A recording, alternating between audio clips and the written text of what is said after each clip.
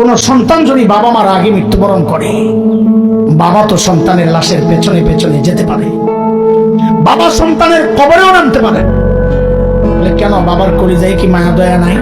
আচ্ছা, বাবাও চিৎকার করে করে কান্না করবে, কিন্তু বাবাকে আল্লাহ ওই শক্তি সামর্থ্য মনোবল দিয়েছেন, বাবা সন্তানকে দাফন করে শোয়া কান্না করতে করতে উপরে উঠতে পারবেন, ওই শক্তি আল্লাহ বাবারই দিয়েছেন।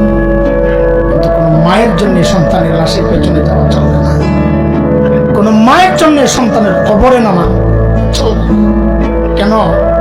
দুনিয়ায় এমন কোন মা নাই যে সন্তানকে দাফন করার জন্য কবরে নেমে সন্তানকে শোয়া দিয়া ওই মা আবার সুস্থ অবস্থায় উপরে উঠবেন, এমন কোন মা নাই।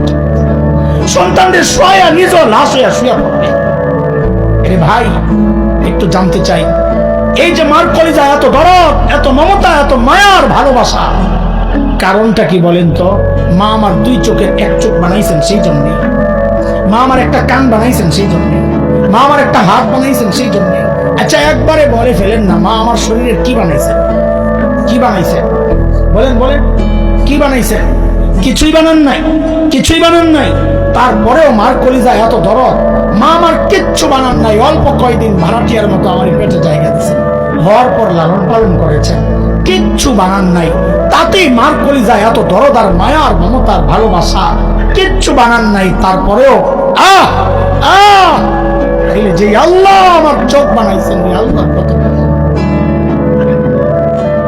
যে আল্লাহ আমার হাত পা বানাইছেন, আল্লাহ কত, যে আল্লাহ আমার এত এত নিয়ামত দিয়ে বাঁচায় রাখছেন, আল্লাহ কত।